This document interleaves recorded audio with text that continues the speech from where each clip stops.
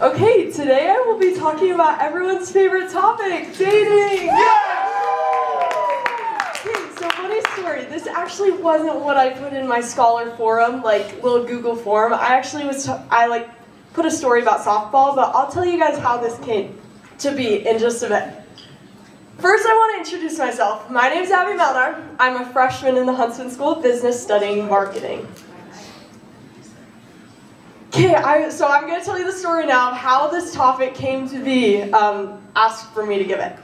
I'm from Milwaukee, Wisconsin, and in Wisconsin, the dating culture isn't really big there. So I was told my whole life, you're going to come to Utah and you're going to get asked out on so many dates. So I came in August, I was so ready, I was like, okay, I'm going to get asked out on so many dates. And I met so many people the first couple weeks, like with connections and all the activities they had. I didn't get asked out in August. I was like, that's okay. September, here we come. So the whole month of September, I waited, and I was like, it's my time. And the whole month of September went by, and I still had to be asked on a single date.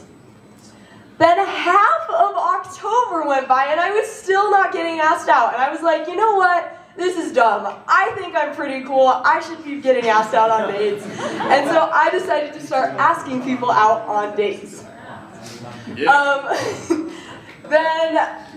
So I started asking people out on dates, and I love being creative, and so I would ask out on like fun, creative dates, and eventually I decided to start this Instagram called Dating on a Dime, where I would share my fun, creative date ideas, and Chantel heard about the Instagram, and so she asked me to give a TED Talk about dating.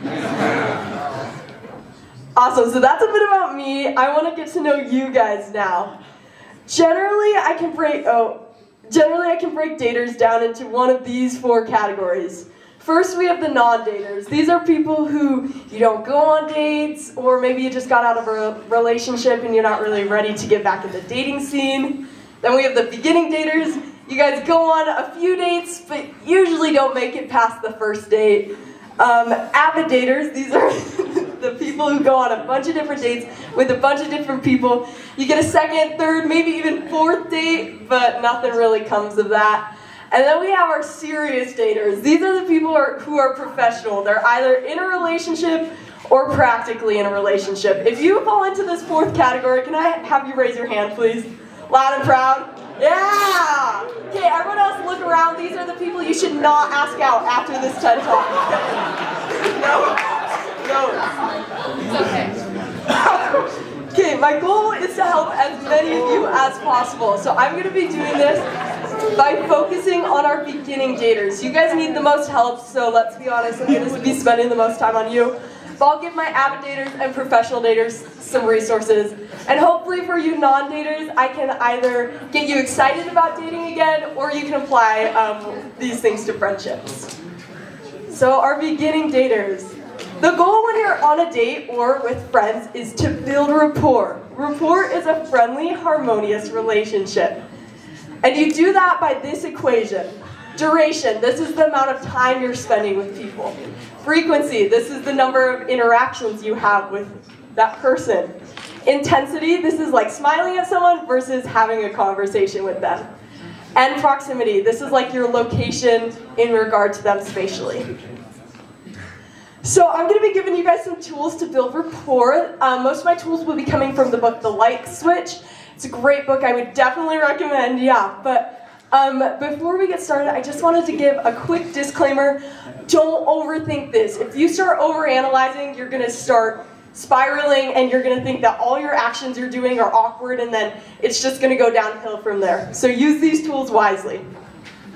Okay, let's get started. Our first tool in building rapport is the head tilt. A head tilt is just where you tilt your head, okay? Can everyone do that with me? Give me a little head tilt, okay? When you tilt your head, you appear more likable and actually more attractive to people. That's because you expose your carotid artery, which is your blood supply vein. So historically, when our ancestors would do that, they were pretty much telling the people that they were like giving a head tilt to, I trust you not to cut my head off. Then we have the mirroring position. I want you guys to look around. How many of you are sitting similar to the people around you? Okay, this you can use while on a date. When you sit similar to someone, you're going to be more likable to them, okay? So let's say you're on a date and your date sitting like this. If you mirror them, you're going to have that better connection with them. Asking for favors. Women are experts at this, okay? Asking for small favors shows that you connect with someone and that you're willing to trust them. So, hey, can you hold my phone? Hey, can you hold my keys, right? Touch. Touch is a super powerful tool. Usually when you're first getting to know someone, you want to stay between the forearm and the shoulder because this is the space where most people feel comfortable being touched. And then finally, misattribution. Misattribution. This is like when you engage in physical exercise or physical activity with someone, like playing pickleball or going on a walk. You're going to naturally release endorphins, and that's going to make you feel good. So you're going to associate that feeling good with being with that person. So misattribution. So that's how you build rapport, but how do you know if it's working? Okay? How do you know if it's working? These are some ways. Oh, they're kind of cut off. You can look over here. So first we have the lean toward, okay? When you're leaning towards someone, you're showing that you're engaged, you're connected with them. That's how I know who's engaged with my TED Talk right now. Next we have food forking. Food forking is pretty much just stealing food off of another person's plate. I feel comfortable stealing a fry off my friend's plate. I'm not going to go up to a complete stranger and pick food off their plate, right? That would be awkward. Okay, next one. You come up. Sorry, I didn't know how I was going to be able to explain this one with the microphone. So Isaac's my volunteer today.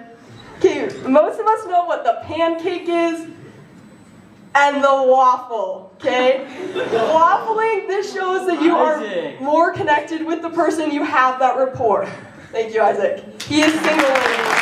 He is single.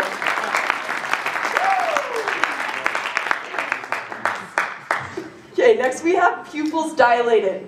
When you are looking at someone who's either attractive to you or you have a connection with them, their pupils are going to be dilated. Cleopatra would actually put eye drops in her eyes to make herself appear more seductive to people. And then expressive gestures. When you're with people you're comfortable, you're comfortable with, you're going to be using more hand motions, more expressive gestures, okay? So that's for beginning daters. Let's get to our avid daters. For you guys, I just put this resource up. This is my Instagram where I share my fun date ideas. Please feel free to scan it if you want.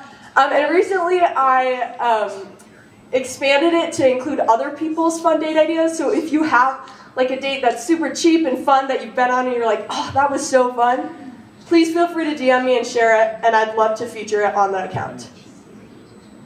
Okay, finally for our professional serious daters. I just threw these 3 books up. These are really good ones.